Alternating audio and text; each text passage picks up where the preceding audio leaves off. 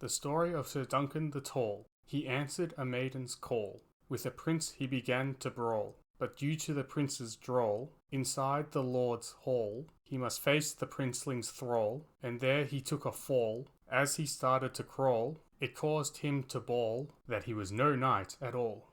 One of the most common theories in the A Song of Ice and Fire community is that Sir Duncan the Tall is lying about being knighted. Given the new TV series adaptation is being released in a couple of months, I thought now was the perfect time to give my 2 cents on the topic. So join me today to see if we can determine the truth of this idea.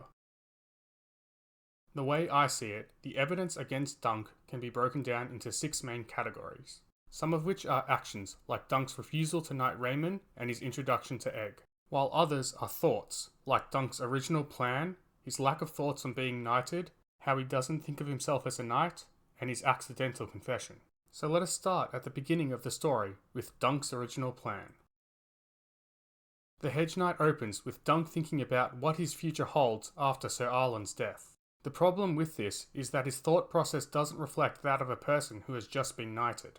He should be thinking of what his new heraldry should be, where he is going to serve, and all of the privileges he'll now have. Instead, he thinks of selling Sir Arlan's gear and living off the money, or going to King's Landing and joining the City Watch. While these options are possible for a freshly minted knight, they probably wouldn't be his first choice, even for a knight as uncertain of their own abilities as Dunk is. But the final option that Dunk thinks about is what really stands out, that being to be a squire to another knight.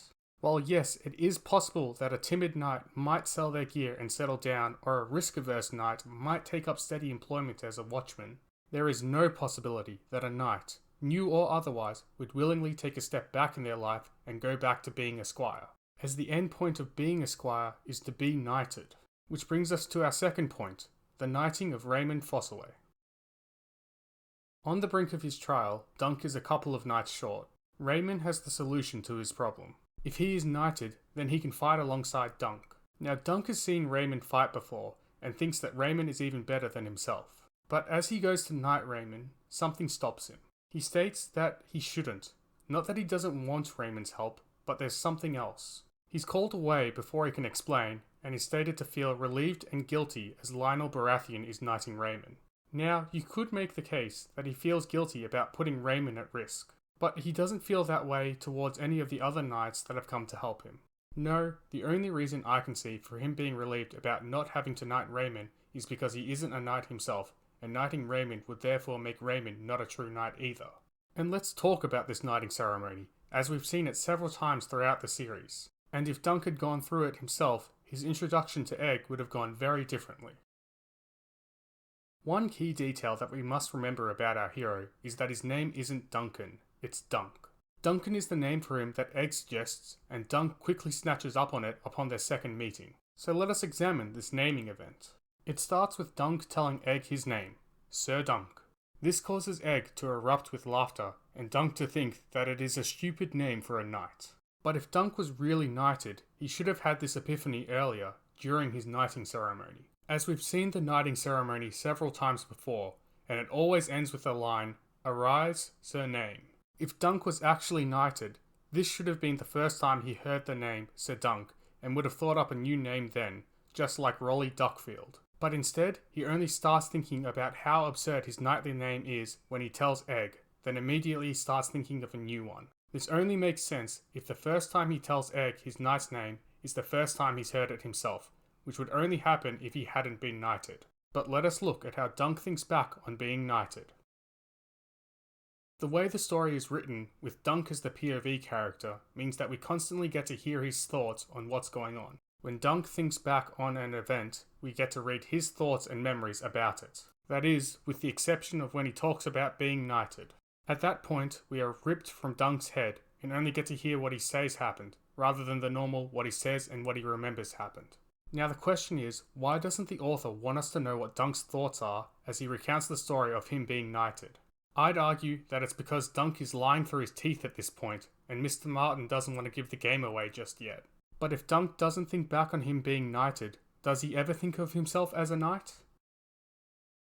Since we have access to Dunk's thoughts, we can see if he ever thinks of himself as a knight, because he might be lying to everyone else about being knighted, but he wouldn't have to lie to himself. So, Does Dunk think of himself as a knight? Well, most of the time he doesn't strictly think of himself as a knight, but he thinks of his actions as the actions a knight should take. These thoughts could go either way of being a knight or pretending to be one. In fact, I have found only 2 instances of Dunk thinking of himself as a knight. The first is when he decides to frequently bathe. He thinks, now that he was a knight, he would do the same. And the second is when he thinks of fleeing before the trial, thinking that would be the end of his knighthood.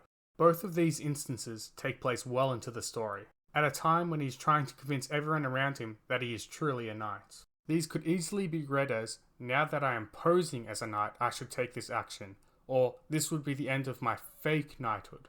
And I find the much more convincing thought Dunk has to be that which he has in the middle of his trial, his accidental confession that he isn't really a knight. During the trial of 7, at his lowest point, Dunk has a very interesting thought. As he is lying in the mud, he thinks, I failed them. I am no champion. I'm not even a Hedge Knight. I am nothing. Now, on first reading, you might think that this is just Dunk wallowing in a little self-pity. But I believe that this is actually a confession hidden in plain sight. George R.R. Martin has done something like this before, or technically after, with Mace's confession in A Dance with Dragons, where Mace denies his name and all he had ever been. While on first reading, it appears as though these are just the pleas of a desperate man, we later learn that these mad ramblings were actually the truth, as the man that was being burned wasn't Mance, but the Lord of Bones in a glamour. Now, with all of the other evidence against Dunk, I believe that this confession is the same thing. The mad ramblings of someone deep in pain, to later be shown to be a moment of truth, hidden in plain sight. This is further compounded by his thought, Dunk the Lunk thought he could be a knight, which yet again could be read as either Dunk was foolish for spending years trying to become a knight, or was foolish for deciding to pose as a knight. On top of this, at the end of his trial, he even thinks to himself, I am a knight now, in truth, which doesn't make sense if he had already been knighted, but makes perfect sense if he was lying. But why lie? While the evidence against Dunk may be compelling, what is the motive? Well, to answer that, I think we can look to one exchange from The Sworn Sword, where Dunk is discussing his knighting. When asked how he was knighted, he tells us Sir Arlen did it, whilst looking at his feet and admitting he knew no one else was like to do it. Combining this with his opening thoughts of how he couldn't be anything but a knight shows us why Dunk's honourable life had a dishonourable start. But what do you think? Was Dunk lying? Leave your thoughts in the comments below. Until next time, bye.